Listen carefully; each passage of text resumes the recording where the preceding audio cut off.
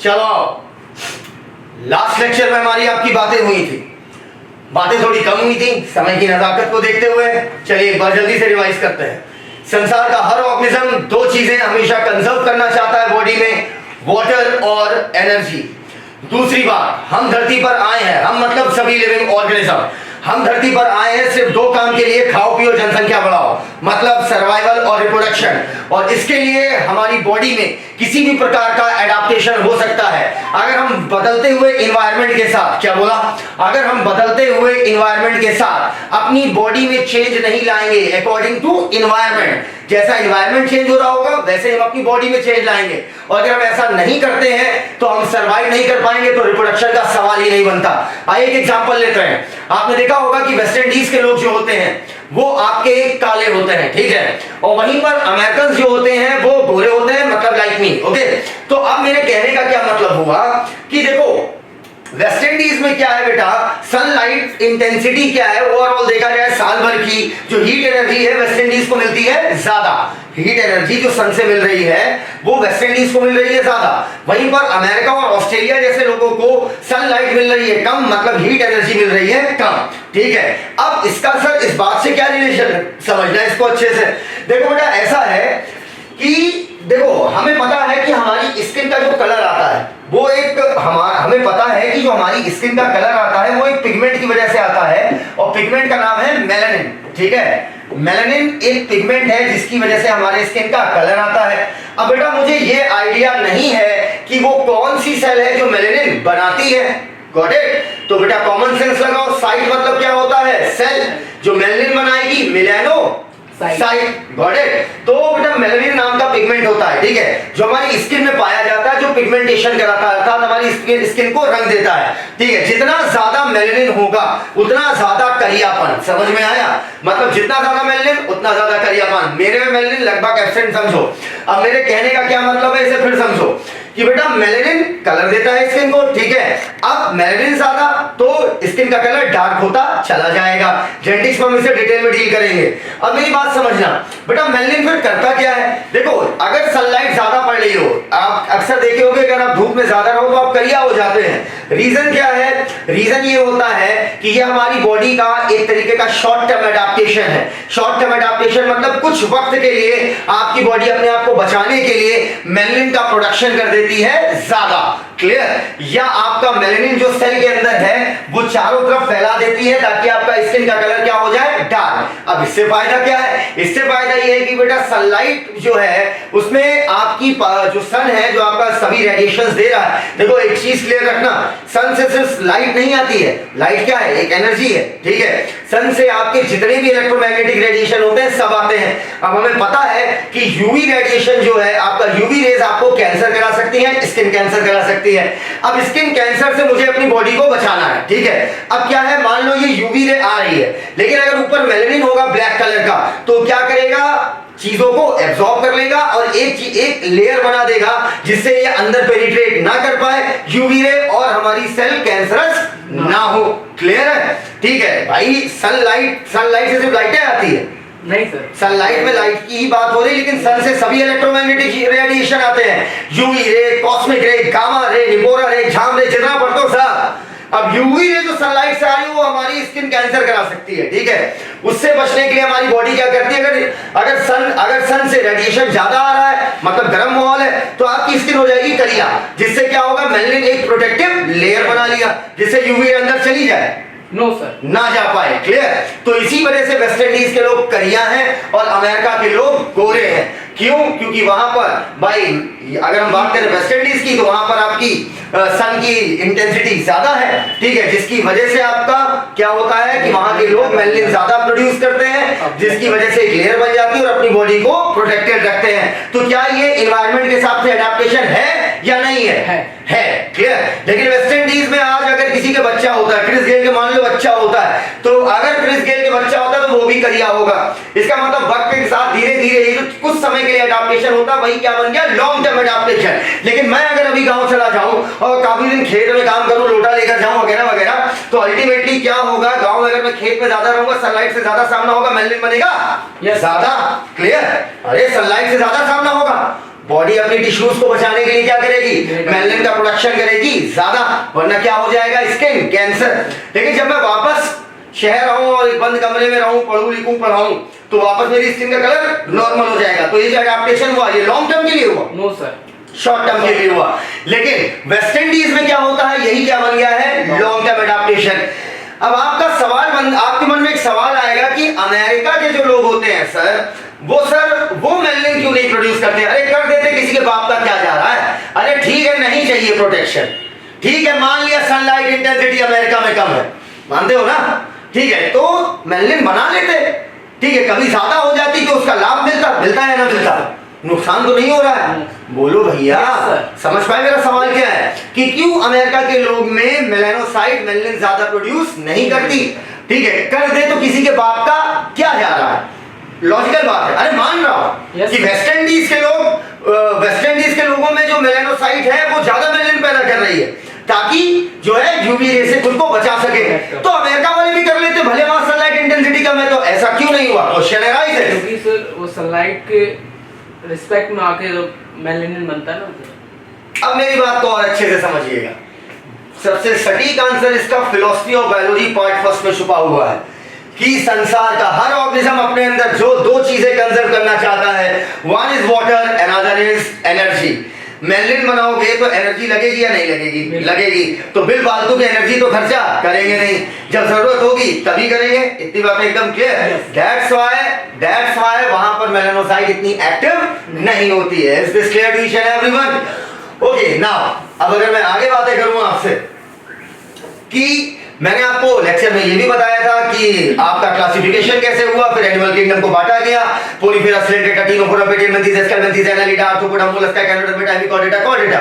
इसके बाद मैंने बताया था सर्कुलेटरी सिस्टम बना था फाइलम एनालिडा में, गॉट इट। उसके ऊपर सर्कुलेटरी सिस्टम एब्सेंट था, ठीक है, वहीं पर स्पॉन्जेस और सिलेंट्रेट में सर्कुलेटरी सिस्टम एब्सेंट था, लेकिन वाटर सर्कुलेट करता था ऑस्टिया से स्पॉन्जोसील से ऑस्कुलम से होता हुआ बाहर। लेकिन ऑस्कुलम से जो पानी बाहर निकल रहा है उसमें कार्बन डाइऑक्साइड की मात्रा ज्यादा होगी, ऑक्सीजन की मात्रा कम होगी। कॉमन सेंस लगाओ, जो चीज सेल ने ले लिया वो चीज निकलने वाले पानी में कम, जो चीज सेल ने डाल दिया वो चीज निकलने वाले पानी में ज्यादा। Is this clear to each and everyone? निकलने वाले पानी में ये बताइए फूड कम होगा या ज्यादा?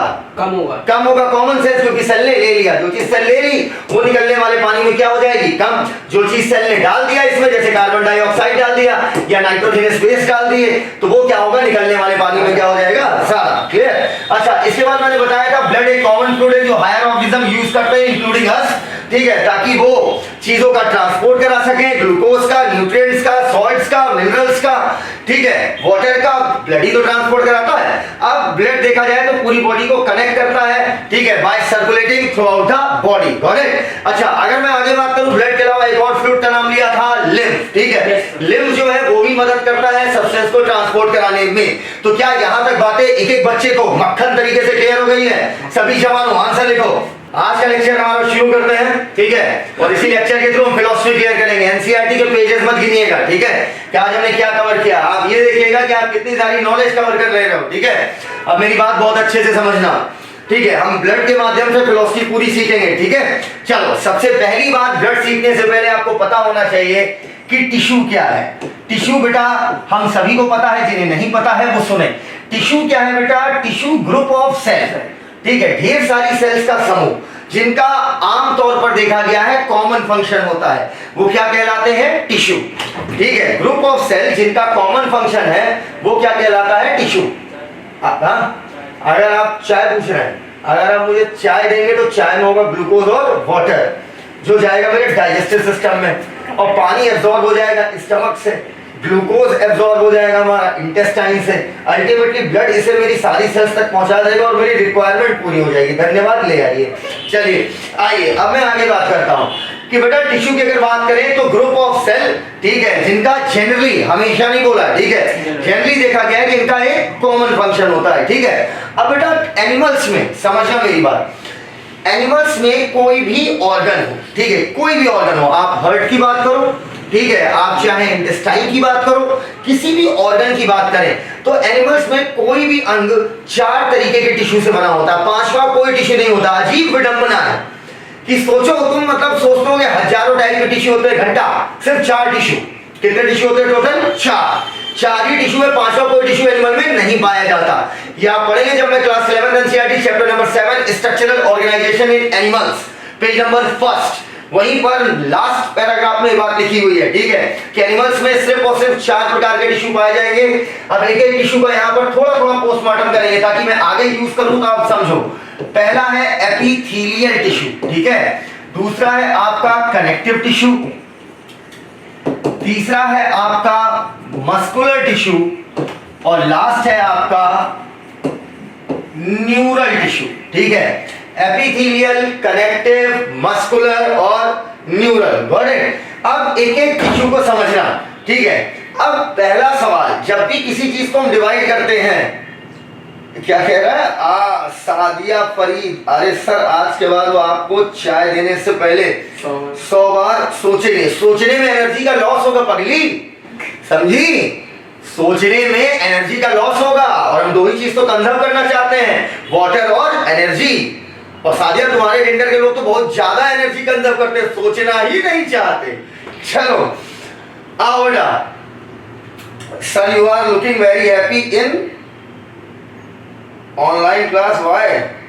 अच्छा, क्योंकि आज नया कपड़ा पहने हैं इसलिए, समझ में आया? आओ चलो शुरू करते हैं बेटा, चलो आओ चलो चलो चलो, चलो पहले काम की बात है, ठीक है। इधर एपिथेलियल, कनेक्टिव, मस्कुलर और न्यूरल, ठीक है। अब अच्छे से समझना बेटा। एपिथेलियल, बायोलॉजी में मैंने कहा था जब भी किसी चीज को डिवाइड करें तो पहली चीज है किस आधार पर, किस बेस पर किसी चीज को डिवाइड किया गया है, ठीक है। चुप रहो बकलो, जब पूछे तब बोला करो। अब बेटा यहां पर बेस है फंक्शन, अर्थात इन चारों के बेटा फंक्शन क्या होंगे? अलग अलग। इतनी बातें एकदम क्लियर? चलो अब पहला पकड़ो, एपिथेलियल। थीलिया का मतलब होता है लेयर, थीलिया का मतलब होता है एपिथेलियल, थीलिया का मतलब होता है लेयर, एपी का मतलब होता है ऊपर, ठीक है। एपी मतलब ऊपर, हाइपो मतलब नीचे, ठीक है। अगर ये मार्कर मेरे ऊपर रखा है तो एपी साहिल सर, मार्कर मैं अपने नीचे रख दूं तो हाइपो साहिल सर, अबे साहिल सर के नीचे। तो एपिथेलियल मतलब क्या हो? एपी मतलब ऊपर, मतलब सबसे ऊपर की लेयर, टॉप मोस्ट लेयर क्या बनाएगा आपका? एपिथेलियल। कभी टॉफी खाया है? कभी टॉफी का हाँ या ना खाया है, ठीक है बेटा। अगर टॉफी देखो, टॉफी का रैपर होता है ना, तो रैपर सबसे बाहर की लेयर है, तो रैपर को एक तरीके से समझ सकते हो कि एपिथेलियल लेयर। अब ये मत बोल देना टॉफी का रैपर जो है सेल्स का बना हुआ है, ठीक है। अब एपिथेलियल टिश्यू क्या हुई बेटा? ऐसी टिश्यू जो किसी भी अंग के सबसे टॉप मोस्ट पाई जाए, सबसे बाहर पाई जाए, क्लियर? मतलब सबसे आउटर मोस्ट लेयर। बाहर कहने का मतलब यहाँ पर क्या है? Outer most. तो चलिए अब मेरी बात समझिएगा। चलिए ये बताइए कि क्या कभी ऐसा पॉसिबल है कि एपिथेलियल लेयर जो कि टॉप मोस्ट लेयर, एक अच्छा वर्ड यूज कर रहा हूं, टॉप मोस्ट लेयर, सबसे ऊपर टिश्यू की जो लेयर पाई जाए, जो आपकी टॉप मोस्ट लेयर है अर्थात एपिथेलियल टिश्यू, क्या ये कभी किसी अंग के अंदर पाई जा सकती है? हाँ या ना बताओ? नो या यस? पकड़ो तो चलो इधर देखो बेटा, इधर देखो जवाब। पाई जा सकती है। कैसे? आओ दिखाते हैं तुम्हें। अगर मान लो अंग खोखला है, देखो अंग दो प्रकार के हो सकते हैं, तीसरा कोई प्रकार बन नहीं सकता। या तो अंग सॉलिड है, या तो अंग हॉलो है, या तो अंदर से भरुआ है, या तो अंदर से खोखला है। लेकिन अगर खोखला अंग हुआ, कॉमन सेंस लगाना। कौन सा सेंस? Common sense. हाँ कोशिश करो बेटा कॉमन सेंस लगाने की, कि अगर अंग खोखला है, ठीक है, तो बेटा खोखला अंग है तो दो तरफ लेयर पाई जा सकती है, क्योंकि दो तरफ टॉप पाया जाएगा। एक भाई बाहर का टॉप, एक अंदर का टॉप। Yes sir. लॉजिकल। बेटा अगर मान लो ये आपकी जो अंग है, जो भी मैंने अंग बनाया मुझे नहीं पता, ठीक है, अभी अंग्रेजी नहीं बोलेंगे बेटा कौन सा अंग है कैसा अंग है। ये मान लो उसकी दीवार है, ठीक है, उसकी वॉल है। हाँ बेटा कोई चीज बनाते हो तो उसकी वॉल होगी। अब बेटा इस वॉल का दो सरफेस है ना टॉप मोस्ट, एक अंदर वाला और एक बाहर वाला, तो एपिथेलियल दोनों तरफ पाया जाएगा। Yes sir. मैंने इसलिए बोला खास वर्ड क्या है? Top most layer. क्या बोला? टॉप मोस्ट लेयर, ठीक है। इधर देखना, अब यहां पर इधर शर्माइए नहीं, आराम से आ जाइए। अच्छा इधर आइए भैया जरा, आइए सुनिए। देखो तुम गलत जवाब दिए, ये सही जवाब देंगे, मुस्कुरा कहां रहे? इधर देखिए जरा, ये बताइए आपको, सरकिए, बच्चों को जो दिखाना वही दिखाइए ना। थोड़ा ये बताइए, इसको देखकर कि इसका ये जो आपको जो भी दिख रहा है पता नहीं क्या है, ठीक है बैंगन, अब समझिएगा। ये बताइए इसकी जो है सबसे, अगर मैं बोलूं इतना कितना स्ट्रक्चर देखिए और आप बताइए कि इसके कितने सिरे हैं, मतलब कितने फेस हैं, कहने का मतलब कितनी सरफेस है। इतना देखिए, इतना इतना देख के बताइए कि इसकी कितनी सरफेस है। सरफेस समझते हैं? बोलिए नहीं समझते हैं। चलिए इधर देखिए, हाथ देखिए मेरा, एक ये हो गया, एक ये हो गया। अब इसकी बताइए कितनी है? ये होगा 1 फुट। अरे 1 फीट, हाँ नपाई बता रहे हैं, नहीं भाई 1 फीट नहीं, इसकी सरफेस 2 है, एक बाहर की तरफ एक अंदर की तरफ। समझ में आया? चलिए कमरा पसंद खाइए, मिलते हैं हम लोग हैं। आइए अब हम क्या बातें कर रहे हैं कि बेटा इसकी 2 सरफेस है, अंदर की तरफ एपिथेलियल टिश्यू बनेगा और बाहर की तरफ एपिथेलियल टिश्यू बनेगा। क्लियर? तो यहाँ पर क्या होगा, टॉप मोस्ट 2 तरफ हुआ, ठीक है। लेकिन अगर सॉलिड ऑर्गन है तब क्या करोगे? अगर सॉलिड ऑर्गन हुआ तो सॉलिड ऑर्गन में एपिथेलियल टिश्यू सिर्फ कहां पाया जा सकता है? बाहर। इतनी बातें एकदम क्लियर। चलो अगर मान लो ये बोतल एक अंग है, क्या बोला? ये बोतल एक अंग है, तो इसका अब बताओ इस बोतल की वॉल क्या हुई? अरे बोतल एक ऑर्गन है, मान लो ना। अब बेटा इसकी जो वॉल हुई वो क्या हुई आपकी? एक अंदर की तरफ और एक बाहर की तरफ। तो वॉल में 2 टॉप मोस्ट लेयर मिली है ना, ये भी एपिथेलियल और ये भी एपिथेलियल। एकदम क्लियर। चलो अब हम एपिथेलियल सीख चुके हैं अच्छी तरीके से। अब आइए हम वापस चलते हैं। इसका मतलब मैं कह सकता हूं epithelial tissue top most layer बनाएगा। Got it?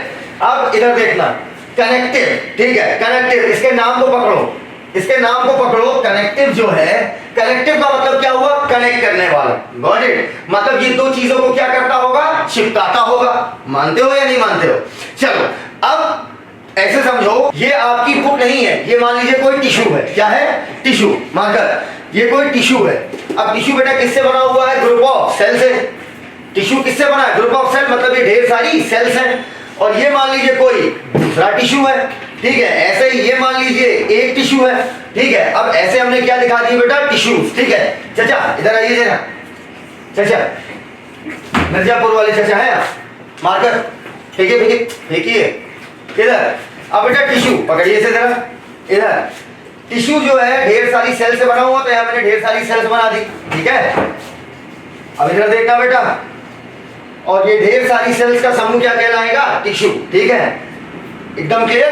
चलो अब ऐसे ये एक टिश्यू है, ये एक टिश्यू है, और हमने तीनों को जोड़ दिया, ठीक है। मतलब तीनों ऐसे रख दिया, ठीक है। टिश्यू मिलकर क्या बनाती है? टिश्यू मिलकर क्या बनाती है? ऑर्गन बनाती है, ठीक है। अब भाई साहब एक काम करिए, ये अंग जो है इनकी बॉडी में रखा है, ठीक है। थोड़ा छोड़ेंगे, ढीला करेंगे। अब ऐसे पकड़िए, बॉडी में रखा है, ठीक है। अब अगर मैं इनको तेजी से हिला दूं तब तो इनका अंग ही बिखर गया। इसका मतलब टिश्यू को चिपकाना जरूरी है, और नहीं चिपकाओगे तो क्या होगा? ठीक है, बिखर जाएगा पक्का। अब इसके लिए मैंने क्या लिया? Connective tissue. कौन सा टिश्यू?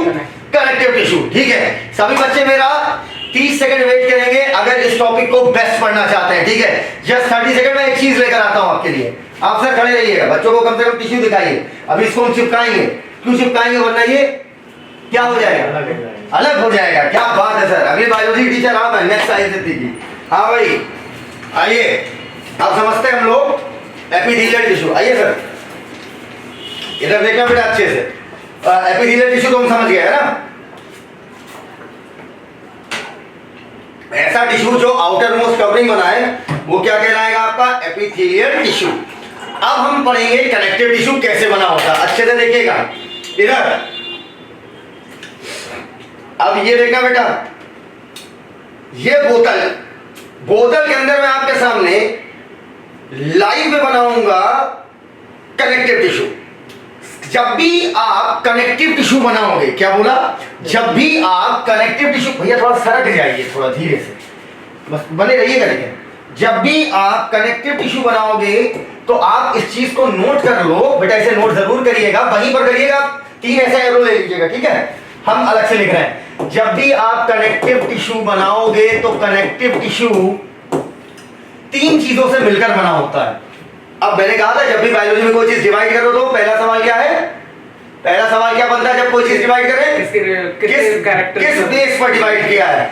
अरे पगलू, ये डिवाइड नहीं किया, ये बताया है कि 3 चीजों से मिलकर बना है। समझ में आया? बांटा नहीं है।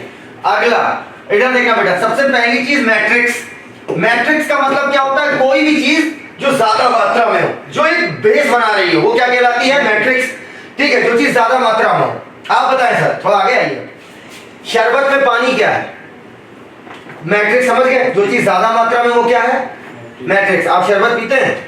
ये बताइए, शरबत में पानी मैट्रिक्स होगा फिर चीनी? पानी। बहुत अच्छे। तो जो चीज ज्यादा मात्रा में वो क्या बनाएगी? मैट्रिक्स, मतलब जो बेस बनाए। ठीक है, अब सर रखिए। अब मैट्रिक्स के साथ पाई जाती हैं सेल्स, सेल्स के साथ पाए जाते हैं रेशे, जिन्हें हम बोलते हैं फाइबर्स। तो बताइए इस समय हमने क्या ले लिया बेटा? इस समय क्या ले लिया?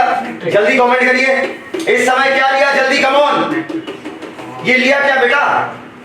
मैट्रिक्स लिया, सेल लिया या फाइबर लिया? मैट्रिक्स, बिल्कुल सही।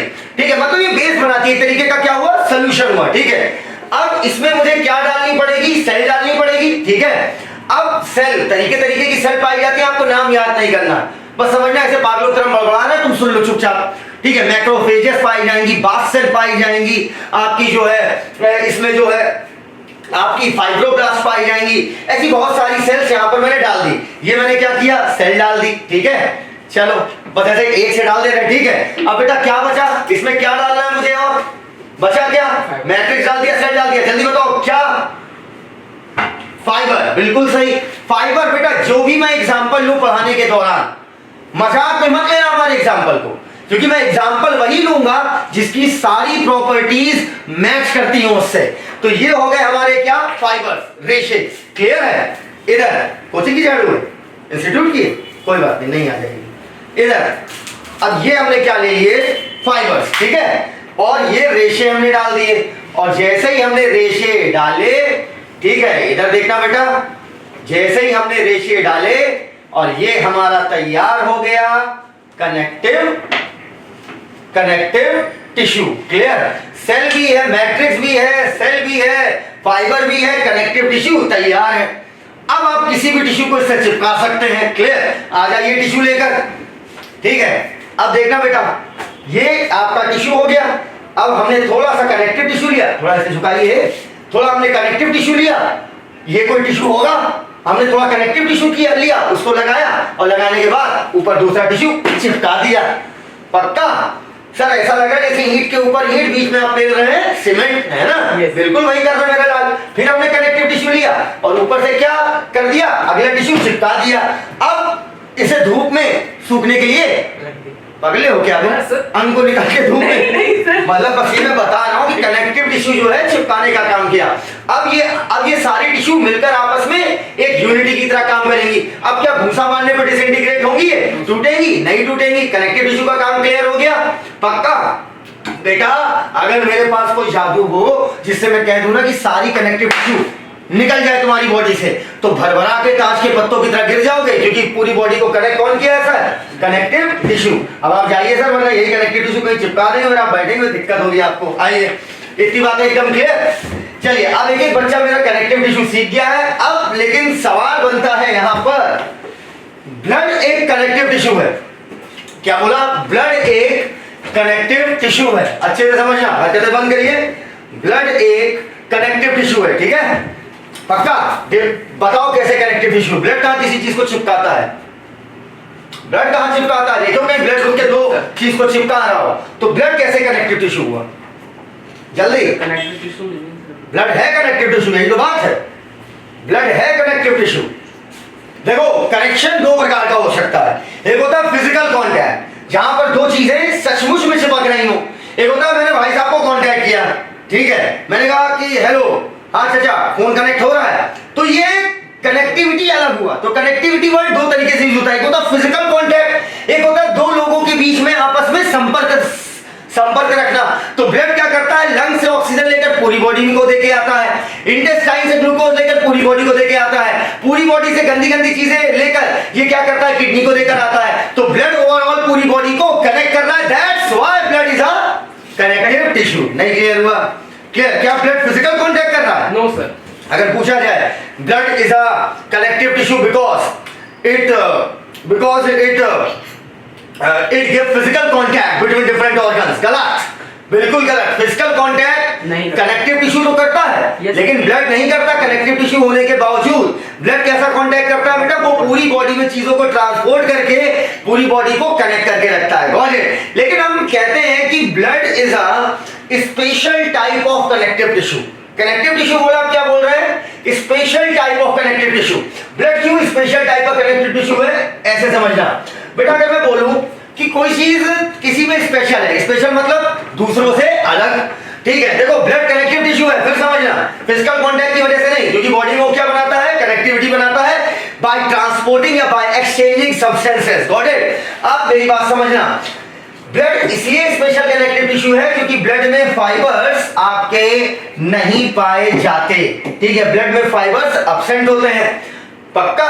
यहां तक बातें क्लियर है? इसलिए ब्लड क्या हुआ, स्पेशल कनेक्टिव टिश्यू। पक्का बेटा? अगर ऐसे तुम सर हिलाओगे ना, Yes. मैंने बोला कि ब्लड में फाइबर नहीं पाए जाते, इसलिए ब्लड क्या हो गया, दूसरे कनेक्टिव टिश्यू होने के बावजूद दूसरों से अलग स्पेशल हो गया, ठीक है। और तुमने कह दिया हाँ ठीक, ये एक अच्छे स्टूडेंट की पहचान नहीं। बायोलॉजी क्या कहती है कि नीट क्या कहता है, हर बात पे आपको क्यों पूछना चाहिए। Got it. क्यों?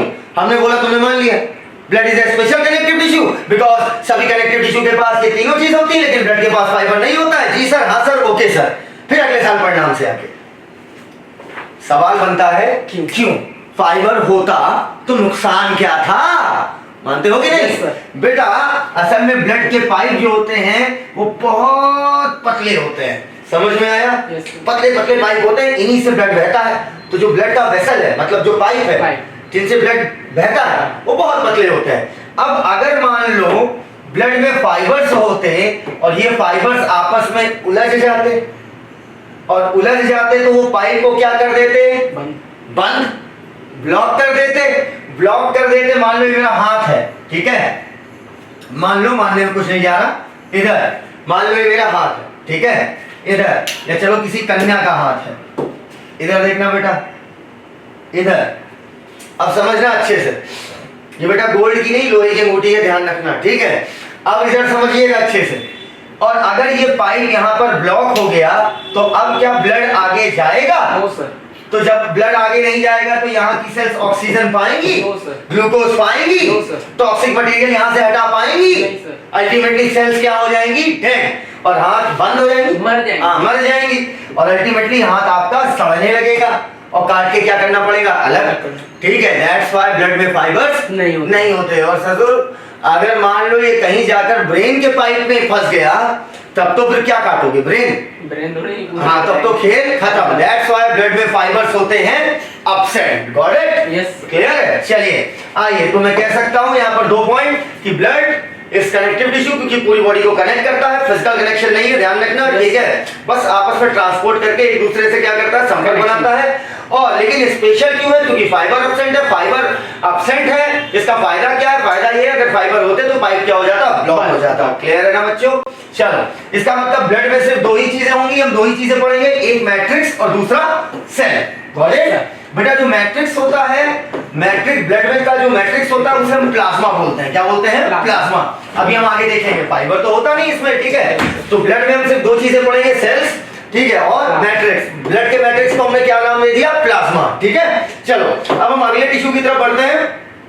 अब अगर हम अगला टिश्यू देखें तो अगला टिश्यू है हमारा मस्कुलर टिश्यू। इसमें हम क्या पढ़ेंगे, मसल्स। एग्जांपल के तौर पर बाइसेप, ठीक है, या ट्राइसेप, ठीक है, गैस्ट्रोसिनेमिक्स, ब्रैचियोक्रोकोडाइलिस, ये सब लंबे लंबे नाम फेंक रहा हूं, तुम्हें सुनना नहीं है, ठीक है।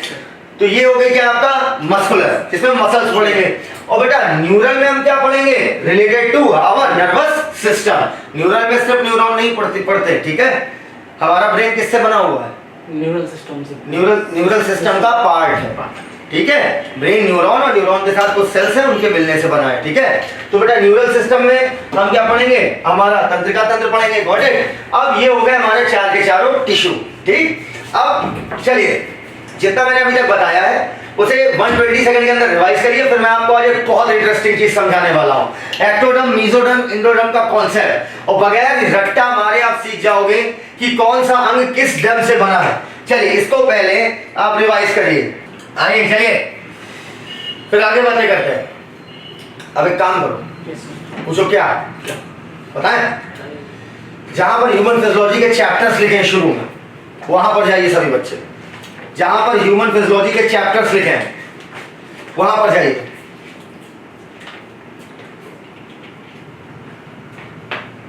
पहुंचे? Yes sir. पहुंचे?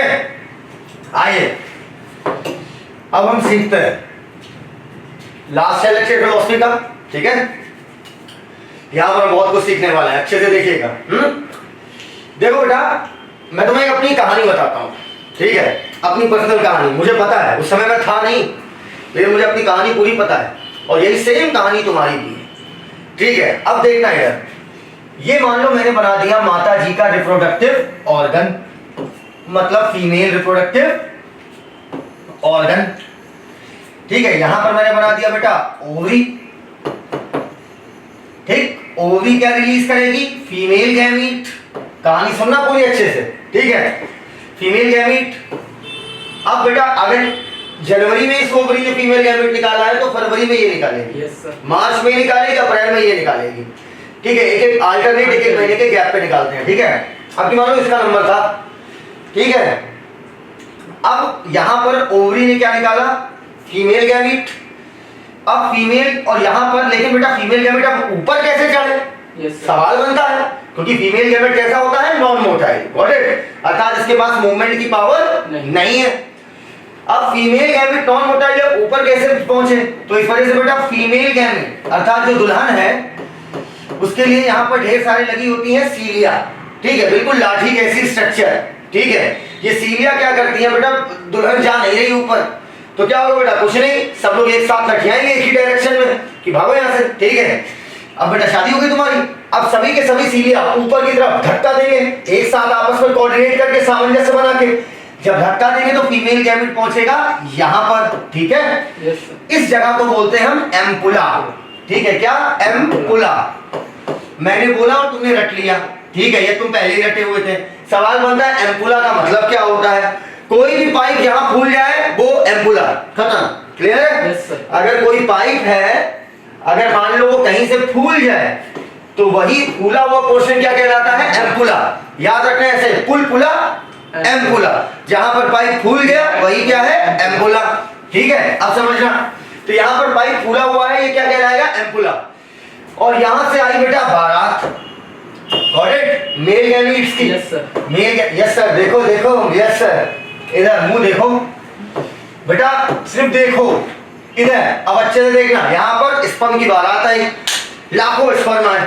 अब बेटा कुछ रास्ता भटक गए, ठीक है। अब उन्हें क्या पता कि इस बार ये वाली ओवरी निकाली है कि ये वाली ओवरी निकाली है, तो 50% मान लो आपस में बात करके, चलो भाई क्या पता इधर हो, 50% स्पर्म इधर चले गए, जो इधर चले गए वो तो समझ लो घुस हो गए, उनका खेल खत्म, ठीक है। लेकिन 50% स्पर्म चले गए इधर, अरे प्रोबेबिलिटी है, संभावना है, 2 है तो 50-50, 100 स्पर्म में तो 50 इधर 50 इधर, 100 में क्या बच्चा नहीं होगा, ठीक है, लाखों होने चाहिए। अब बेटा इधर जो गए वो तो बर्बाद हो गए, जो इधर गए उनमें से कोई एक जाकर इसमें से क्या हो गया? फ्यूज हो गया, फर्टिलाइजेशन हुआ और यहाँ पर एक सेल बनी जिसे हम क्या बोलेंगे? जाइगोट। इतनी बात एकदम क्लियर? पक्का? बेटा जो गैमीट होता है ये हमेशा हैप्लॉइड होता है, पहली बात। गैमीट हमेशा क्या होता है? Haploid, clear? मतलब एन। अब बेटा एन जो है फीमेल गैमीट है, एन जो है वो तुम्हारा मेल गैमीट है, तो n प्लस n मिलकर कितना हो गए? 2n। और यहां पर क्या बन गया आपका? जाइगोट। जाइगोट एक सिंगल सेल हुई जो कि क्या है इस समय? डिप्लॉइड है। गैमीट क्या होते हैं? हैप्लॉइड। फीमेल और मेल गैमीट मिलकर क्या बना है बेटा? 2n, मतलब डिप्लॉइड जाइगोट, क्लियर? अब मेरा एक सभी बच्चों से एक क्वेश्चन है, सभी बच्चे मुझे बताएंगे कि हैप्लॉइड, डिप्लॉइड, n 2n, ठीक है, इन सब में डिफरेंस एकदम क्लियर कट पता है? जो सर आपने बताया था, नहीं मैंने उस लेक्चर में नहीं, मैं नए बच्चों से पूछ रहा हूँ। हैप्लॉइड, डिप्लॉइड क्या है, इन सब में क्लियर है डिफरेंस? n क्या है, 2n क्या है, ये हम कैसे पकड़ते हैं, एक्चुअल इनका मतलब क्या है? आयुषी सिंह जिसने यस सर लिखा है, come on Ayushi, tell me, बताओ भाई हैप्लॉइड डिप्लॉइड क्या है? नॉट एग्जैक्टली, गुड, ये आंसर मुझे पसंद आया, क्योंकि हैप्लॉइड डिप्लॉइड को डिफाइन करना, क्योंकि हम बस n2n 46-23 करते रहते हैं, क्लियर कट आइडिया ना होता है। हम तो बता ही देंगे बेटा। आयुषी सिंह तुम बताओ, आयुषी सिंह तुम बताओ, contain half number of chromosome is n. वाह, what a definition. और बढ़िया, परफेक्ट डेफिनेशन नहीं है, गलत है। हाफ नंबर ऑफ क्रोमोसोम गलत है बेटा। अगर कोई ऑर्गेनिज्म ही हैप्लॉइड है तो उसका हाफ क्या करोगी? फंजाई या फंजाई हैप्लॉइड होता है। क्या बोला? फंजाई हैप्लॉइड होता है। फंजाई की बॉडी जो है वो हैप्लॉइड है, समझ में आया? तो उसका हाफ क्या करोगे? हाफ का क्या n/2 कर दोगे? पहले ही सर आप पता नहीं फिर सर, कोई बात नहीं बिटिया। व्हाट्सएप ग्रुप पे जुड़े हैं सब लोग ना? मैं n और 2n का वीडियो डाल दूंगा उस पे। जो लोग नहीं है वो व्हाट्सएप ग्रुप पे जुड़ जाएं, ठीक है? मुझे अपना इंट्रोडक्शन भेजेंगे कि फलाने नाम है, धमाके क्लास में पढ़ रहे हैं, इस स्कूल के हैं, ठीक है? आपको हम इसके थ्रू जानते हैं या आपका नाम सुना था या पाई के थ्रू वगैरह, ये सब अपना इंट्रो डाल देना व्हाट्सएप पे, ठीक है? मैं आपको उस ग्रुप से जोड़ दूंगा। तुम कनेक्टेड हो? ठीक है, आपको उस ग्रुप से जोड़ दूंगा। ग्रुप का नाम है, ठीक है, neat no hi no bye, ऐसे करके आपका एक ग्रुप है, ठीक है? उस पर मैं कंटिन्यूअस बच्चों से कनेक्टिविटी में रहता हूँ, ठीक है? नंबर दे दीजिए सर, नंबर मेरा दे दीजिए, ठीक है? उस ग्रुप पे जुड़ जाइएगा। आज ही उस पे हैप्लॉइड डिप्लॉइड की वीडियो पढ़ने वाली है। Got it? हैप्लॉइड डिप्लॉइड इन सब की वीडियो आज ही आपको मिल जाएगी। क्रोमोसोम, क्रोमैटिड, इन सब में डिफरेंसेस क्या है। आइए बेटा, किस पे है ग्रुप? बेटा व्हाट्सएप पे ग्रुप है। आप मुझे अपना इंट्रोडक्शन व्हाट्सएप पे भेजोगे, मैं आपको कनेक्ट कर दूंगा उससे, ठीक है? चलिए आइए फिर हम आगे बात करते हैं। अभी इतना जानिए, n और n मिलकर क्या बना दिए? 2n, ठीक है? चलिए, और व्हाट्सएप ग्रुप पे जो कुछ और वीडियोस पड़े हैं उन्हें भी जरूर देखना है, ठीक है? उसमें मैंने 2 वीडियो और डाले हैं, उन्हें जरूर देखना है कि नीट की प्रिपरेशन कैसे करें, और फिलॉसफी ऑफ बायोलॉजी का एक छोटा सा पार्ट डाला है, ठीक है? चलिए आइए, अब यहाँ पर क्या बन गया? जाइगोट, एक सेल। अब ये जाइगोट जो है आपका, अब डायग्राम में दोबारा रफ करके बना रहा हूं। अब ये जो जाइगोट आपका बना, अब ये जाइगोट डिवाइड करेगा। एक सेल डिवाइड करके कितनी सेल बनाएगी बेटा? 2 सेल बनाएगी। फिर दोनों सेल डिवाइड करेंगे तो कितनी सेल बन जाएगी आपकी? 4 सेल बन जाएगी, ठीक है? ये जाइगोट था, जाइगोट डिवाइड करेगा, 1 से 2 सेल, 2 से 4, 4 से 8, 8 से 16, ऐसे करके बढ़ता चला जाएगा। अब एक समय आएगा, अच्छे से समझना, जब ये तो सारी सेल्स इकट्ठा है, ये सारी की सारी सेल्स जो इकट्ठा है, ये आपकी 3 लेयर बना लेंगी। अर्थात सेल्स कितनी लेयर में हो गई? 3 लेयर में, ठीक है? सबसे बाहर, बीच में और एक सबसे अंदर, ठीक है? पहले क्या हुआ? सेल्स का लड्डू बना, एक सिंगल सेल से डिवाइड करके सेल्स का क्या बना ली? लड्डू।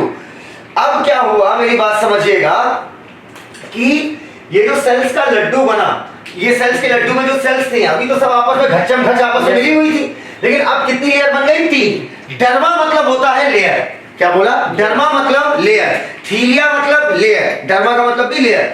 तो बेटा जो सबसे बाहर है वो भी एक लेयर है, जो बीच में है वो भी एक लेयर है, और जो सबसे अंदर है वो भी एक लेयर है। तो तीनों के नाम में क्या लगा दूं मैं? डर्म, डर्म और डर्म। बाहर के लिए वर्ड यूज होता है एक्टो, एक्टो मतलब बाहर, तो बाहर हो गया एक्टोडर्म, एक्टो, एक्सो, ये सारे वर्ड किसके लिए होते हैं? बाहर, ठीक है?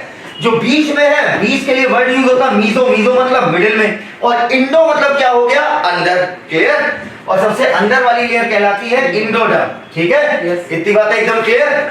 तो बेटा हुआ क्या था? फीमेल गैमीट यहाँ ओवरी ने निकाला, फिर इस फीमेल गैमीट को लाठियां पड़ी, सीलिया ने ऊपर की तरफ भेजा, एम्पुला पर गए और वहीं पर जाकर मेल गैमीट आकर फ्यूज करके क्या बना दिया? जाइगोट। तो पूछेगा बेटा जाइगोट कहां पर बनता है? एम्पुला पर।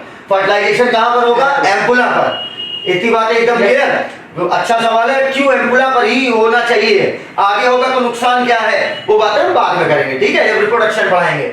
अब यहाँ पर 3 लेयर बन गई, एक्टोडर्म, मीजोडर्म, इंडोडर्म, ठीक है? अब बेटा ये जो तीनों लेयर बनी है, एक्टो, मीजो, इंडो, अब कोई मेरी आंख बनाएगी, कोई लेयर, किसी लेयर से मेरी जो है स्किन बनेगी, किसी लेयर से मेरा हार्ट बनेगा, किसी लेयर से ओसोफेगस, किसी लेयर से स्टमक, किसी लेयर से इंटेस्टाइन, किसी लेयर से लिवर बनेगा, किसी लेयर से ब्रेन बनेगा, किसी लेयर से स्पाइनल कॉर्ड बनेगा। अर्थात आप अलग अलग याद करते हो, ठीक है? किसी लेयर से यूरेटर बनेगा, यूरेथ्रा बनेगा, तो आप सबको अलग अलग याद करते हो कि बोन इससे बनेगी, मसल इससे बनेगी, आंख इससे बनेगी, ठीक है? स्किन इससे बनेगी, बोलो, टीथ इससे बनेगा। लेकिन आप है थोड़े से यहाँ पर गलत। Biology is a conceptual subject. अब आपने जो पेज खोला है, ठीक है, और जिन लोगों के पास किताब नहीं है अभी इस समय, वो क्या करेंगे? हाँ बेटा, इमिटेड होने के बाद ही बनेगी, इशू होता। अब ये जो 3 लेयर बन गई है, ठीक है, अच्छे से समझना बेटा।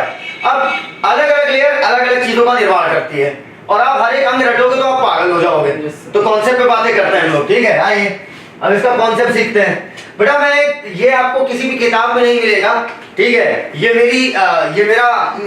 मेरी सेल्फ डिस्कवरी है, ठीक है। मतलब आपके 99.9% क्वेश्चन निकल जाएंगे सिर्फ इस कॉन्सेप्ट से, ठीक है। आपको याद नहीं करना पड़ेगा। जिन लोगों के पास बुक नहीं है वो मेरे साथ लिख ले ऐसे, chapter number 16, chapter number 17, chapter number 18, chapter number 19, chapter number 20, chapter number 21, chapter number 22। Chapter number 16 है डाइजेस्टिव सिस्टम, शॉर्ट में लिख दे रहा हूं डाइजेस्टिव सिस्टम। 17 है रेस्पिरेटरी सिस्टम, ठीक है। आपकी बुक में नाम दिया होगा breathing and exchange of gases. 18 है आपका सर्कुलेटरी सिस्टम। 19 है आपका एक्सक्रीटरी सिस्टम। 20 है आपका मसल एंड बोन, इस पर है पूरा चैप्टर। 21 है न्यूरल सिस्टम। 22 है आपका इंडोक्राइन सिस्टम। क्या यहां तक बातें क्लियर है कि बच्चे को? ठीक है, अपनी अपनी बुक्स में देख रहे हो? कमेंट करो, कमेंट करो, बोलना ना पड़े आज के बाद बेटा, कमेंट करो, तुरंत क्या करो, है ना। चलो अच्छा सिखाता हूं बेटा। चैप्टर नंबर 16 और चैप्टर नंबर 17 ये दोनों चैप्टर बना हुआ है इंडोडर्म से। मजेदार बात, ये दोनों चैप्टर बना हुआ है इंडोडर्म से, ठीक है। मतलब इस चैप्टर में मैक्सिमम चीजें जो आप पढ़ते हो किससे बनी हुई है? इंडोडर्म से। क्लियर? जो सिखाऊं उसे सीखना, फिर क्वेश्चन लगाएंगे, मजा आएगा। चैप्टर नंबर 18, 19 और 20 ये तीन के तीनों चैप्टर बने हुए मीजोडर्म से, ठीक है। अब ये मत देखने लगना कि एनसीईआरटी के चैप्टर इसी लेयर से बने हैं। चैप्टर कहने का मतलब इसके अंदर जो हम चीजें पढ़ेंगे, ठीक है। चैप्टर नंबर 21 न्यूरल सिस्टम बना है एक्टोडर्म से, ठीक है। मतलब ब्रेन वगैरह, स्पाइनल कॉर्ड वगैरह सब किससे बनी है? एक्टोडर्म से। और चैप्टर नंबर 22 मिक्स्ड है, मतलब इसमें तीनों लेयर इस्तेमाल होती हैं, ठीक है। मतलब कोई कुछ बनाता है, कोई कुछ बनाता है, कोई कुछ बनाता है, ठीक है। मिटाऊं इसको? मिटा दूं? Yes sir. आप वहीं पर बुक में ऐसे लिख लीजिए अपने कि चैप्टर नंबर 16, 17 ऐसे करके इंडोडर्म 18, 19, 20 मीजोडर्म 21 एक्टोडर्म 22 मिक्स्ड। अब इस पर मैं क्वेश्चन देता हूं आपको, जल्दी जल्दी जल्दी, हो गया? Yes sir. ओके गाइस, चलो अब बेटा इधर देखो। आप विभिन्न प्रकार की ट्रिक बनाते हो कि एम से मसल, एम से मीजोडर्म, तो मसल किससे बनी? मीजोडर्म। कॉमन सेंस लगाओ यार, चैप्टर नंबर 20 पूरे का पूरा किससे बना? मीजोडर्म। मीजो। ठीक है, चलो अब मैं आपसे क्वेश्चन पूछता हूं, चलिए बताइए गैस्ट्रोसिनेमिक्स मसल। लिखो मत इसे, सुनो कैसे आपको एग्जाम में फंसाते हैं।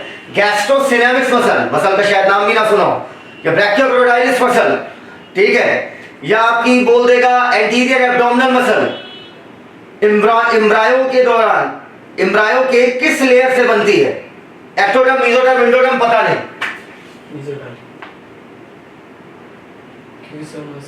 Come on, fast fast fast fast fast. खुशी सिंह इंडोडर्म कैसे लिखा बेटा? खुशी सिंह, प्रांजल गुप्ता। ब्रैकियोक्रोकोडाइलिस मसल या एंटीरियर एब्डोमिनल मसल। मसल आ रहा है, मसल, अब स्टमक मत सोचो, मसल आ रहा है, मसल। मसल किसकी बनी है? मीजोडर्म। अब चाहे जो मसल तुमसे पूछे, गैस्ट्रोसिनेमिक्स, बाइसेप, ट्राइसेप, क्वाड्रिसेप, निपोरासेप, बस नाम के पिछवाड़े लगा है मसल, फट से आंसर लगा मीजोडर्म। चलो बताओ, तुमने एक हड्डी का नाम सुना होगा? फिबुला या tibia, humerus, radius, ulna, carpal, metacarpal, tarsal, metacarpal, phalangeal, किसी भी हड्डी का नाम ले लो। हड्डी है तो किसकी बनी है? हड्डी है तो किसकी बनी है? Answer backup guys, backup backup backup backup. Mesoderm, खत्म। सारी हड्डियों का याद हो गया किससे बनी है?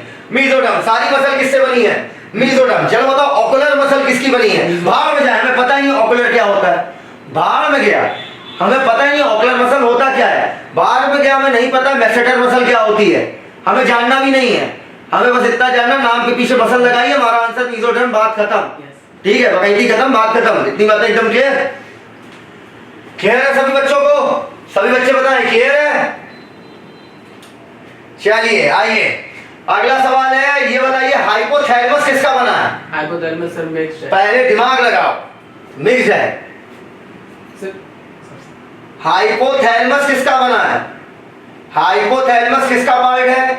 ब्रेन का। ब्रेन किस में आएगा? Neural system. तो किसका है? एक्टोडर्म। Common sense. ठीक है। अगला क्वेश्चन ये बताइए, जल्दी से बताइएगा। अगर मैं बोलूं कोई भी मसल तो याद रखना, मेसोडर्म। कोई भी हड्डी, मेसोडर्म। ब्लड किसका बना है? Blood sir mesoderm. कैसे पता? क्योंकि सर सर्कुलेटरी सिस्टम में आता है और क्योंकि सर्कुलेटरी सिस्टम में हम ब्लड पढ़ते हैं, तो ब्लड किसका बना है? मेसोडर्म। क्लियर है इतनी बातें? ठीक है, इस कॉन्सेप्ट को सीख गए?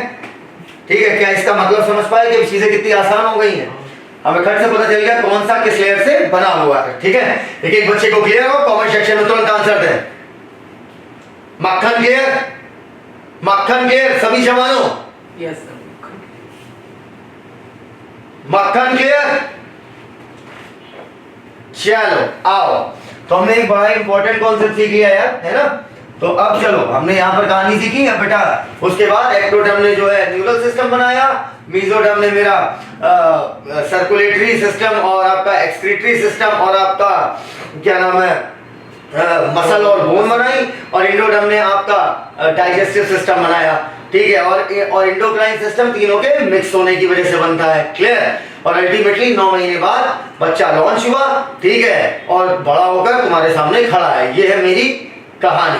क्लियर? Yes. चलो, अब मैं आपसे क्वेश्चन पूछूंगा, आपको पता है या नहीं पता है, बस मैं आपको इंफॉर्मेशन इतनी दूंगा कि हमारे ब्रेन में एमिगडाला होता है। क्या होता है? एमिगडाला। पढ़ाऊंगा मैं। ठीक है, एमिगडाला हमारे ब्रेन का पार्ट है। तो बताओ वो किसका बना है? Sir ectoderm. हाँ, एक्टोडर्म। तुम्हें कैसे पता? क्योंकि एमिगडाला ब्रेन का पार्ट है, ब्रेन न्यूरल सिस्टम का पार्ट है। खेल खत्म, न्यूरल सिस्टम बना है एक्टोडर्म का। एकदम क्लियर? Yes sir. पक्का? मेडुला ऑब्लोंगेटा किसका बना है? एक्टोडर्म। सीधे कहो सर, बकवास मत करो। कुछ और बोलोगे न्यूरल सिस्टम से, आंख मूंदेंगे, बोलेंगे एक्टोडर्म। ठीक है, चाहे आप जितने लंबे लंबे नाम फेंक लो। Yes. आप बोलो ब्रोका एरिया जो ब्रेन का होता है, भले ना सुनो बस सुनते रहो। ब्रेन के कुछ एरिया से नाम ले रहा हूं, ब्रोका एरिया हो गया, या आपका अगर मैं बोलूं कि ब्रेन में जो आपकी न्यूक्लियाई होते हैं, hypothalamus group of neurosecretory cell पाई जाती है, न्यूक्लियाई कहते हैं, आपको अभी बाद में बताऊंगा। ठीक है, हाइपोथैलेमस हो गया, थैलेमस हो गया, सेरेब्रल हेमिस्फीयर हो गया, कॉर्पस कैलोसम हो गया, या आपका मेडुला ऑब्लोंगेटा हो गया, या पोन्स हो गया, या मिड ब्रेन हो गया, या कॉर्पोरा क्वाड्रिजेमाइना हो गया। जय लंबे लंबे नाम दिए जा रहे हैं, बस सट से बोलो गुरुजी ब्रेन है ना। एक्टोडर्म, खेल खत्म। कितने सारे सवाल सिर्फ एक कॉन्सेप्ट पे खड़े हैं। Is this clear to each and everyone? बेटा अगर तुम इस चीज को दिमाग में रख लिए, देखो क्या कि अबे इतना तो तुम्हें दिमाग में रखना चाहिए यार। 16-17 इंडोडर्म का बना है। अब मैं जितने भी नाम ले रहा था बेटा, वो सबके सब नाम किसके थे? ब्रेन के पार्ट्स के।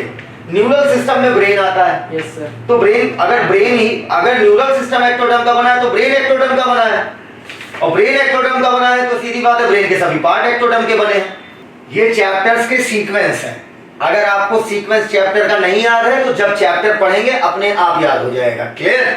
अब चैप्टर पढ़ो और हेडिंग ना याद कर पाओ तो फिर बड़ी विडंबना है ना?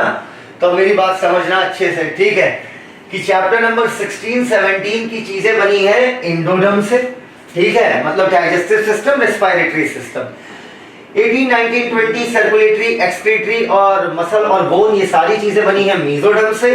न्यूरल सिस्टम एक्टोडर्म से, और इंडोक्राइन सिस्टम तीनों उसमें अपना कंट्रीब्यूशन देते हैं, अपना योगदान देते हैं इंडोक्राइन सिस्टम बनाने के लिए। क्लियर है? अब बेटा ये धीरे धीरे आपको याद हो जाएगा कि 2 चैप्टर शुरू के, इंडो, उसके बाद 3 मीजो, उसके बाद 1 एक्टो, उसके बाद लास्ट वाला मिक्स। ठीक है, चलिए तो यहाँ तक हमारी बातें क्लियर हो चुकी है कि blood is a special connective tissue, और ये सब हमें बातें क्लियर हो गई। 3 लेयर बनेगी, अलग अलग अंग बनाए हैं। ब्लड स्पेशल है क्योंकि उसमें फाइबर्स क्या होते हैं? अपसेट होते हैं। ठीक है, अब सभी बच्चे ये बताएं क्या इनके पास, आप सबके पास एनसीईआरटी है? क्योंकि फिलॉसफी और बायोलॉजी खत्म होने वाली है। कल से हमारा जो लेक्चर है वो बगैर एनसीईआरटी के नहीं हो पाएगा, तो सभी बच्चे एनसीईआरटी लेकर आएंगे। ठीक है, और तभी मैं लेक्चर आगे कंटिन्यू कर पाऊंगा। अगर एक भी बच्चा एनसीईआरटी नहीं लेकर आएगा तो लेक्चर कंटिन्यू करना संभव नहीं होगा। तो पहला काम एनसीईआरटी लाएंगे। ठीक है, साइड में एक रफ कॉपी होनी चाहिए, रफ कॉपी जिसमें आप अपनी नोट्स बनाओगे। ठीक है, ज्यादा खूबसूरत लिखने की जरूरत नहीं है, बस नोट्स बनाते जाइएगा। राइटिंग अच्छी बात है, बहुत स्लो स्लो लिखने की जरूरत नहीं है, ठीक है। ऐसा नहीं बेटा कि वो कॉपी आपको दहेज में अपने देनी है, ठीक है। तो अच्छे से देख लो, बस घसीट के लिखो, बातें तुम्हें समझ में आनी चाहिए, ठीक है। सुंदर लिखते हो तो अच्छी बात है, पढ़ने में मन लगता है, ये बात फैक्ट है। लेकिन अगर हाँ ठीक है जल्दी नहीं लिखना, जल्दी भी लिखो, कोई दिक्कत नहीं है। एनसीईआरटी रफ कॉपी, ठीक है। और आपको एक बुक लेनी है, that is NCERT at your finger tip, ठीक है। और अब मैं क्या कह रहा हूं आपको अच्छे से समझिएगा। कल आपका एक टेस्ट पेपर होगा, क्या बोला? कल आपका एक टेस्ट फिलोसफी और बायोलॉजी अभी कंटिन्यू होगी। मेजर फिलोसफी खत्म कर दी है, ठीक है, लेकिन आगे हम फिलोसफी कंटिन्यू रखेंगे चैप्टर के दौरान। लेकिन हाँ, चैप्टर ये खत्म होगा, इसके बाद फिर पूरी 38 चैप्टर की फिलोसफी आपकी क्लियर है, ठीक है। ठीक है साथिया, पर सब लेकर बैठे, वेरी गुड।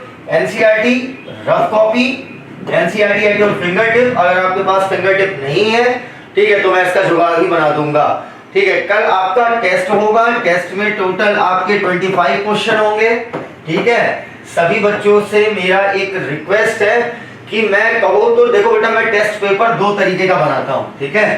एक टेस्ट पेपर जिसे मैं बोलता हूँ लॉलीपॉप, जिसे मैं बेवकूफ बनाने के लिए देता हूँ, ताकि आपको लगे कि oh my God my teacher is awesome, ठीक है, कितना बेहतरीन पढ़ा रहे हैं, मेरे सारे सवाल निकल गए, ठीक है, मैं तो तेज हो गया।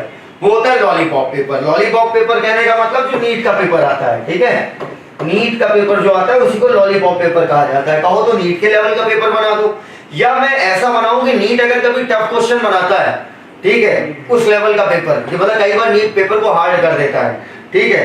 तो अब आप डिसाइड कर लो, लॉलीपॉप चाहिए, ठीक है, कि बाप लेवल का पेपर चाहिए, आप डिसाइड कर लो, ठीक है। बाप लेवल के पेपर में आप पूरे में पूरा स्कोर कर लो, बहुत अच्छी बात है, मुश्किल है, रिकॉर्ड स्कोर नहीं हुआ अभी तक, ठीक है। तो बाप लेवल का पेपर या लॉलीपॉप पेपर, जल्दी से मुझे डिसाइड करके बता दो। लॉलीपॉप में कॉन्फिडेंस खूब आएगा, लगेगा अरे बाप रे बाप, हमारा सर बेस्ट है, ऑसम है, ये है वो है। बाप वाले में गरियाओगे।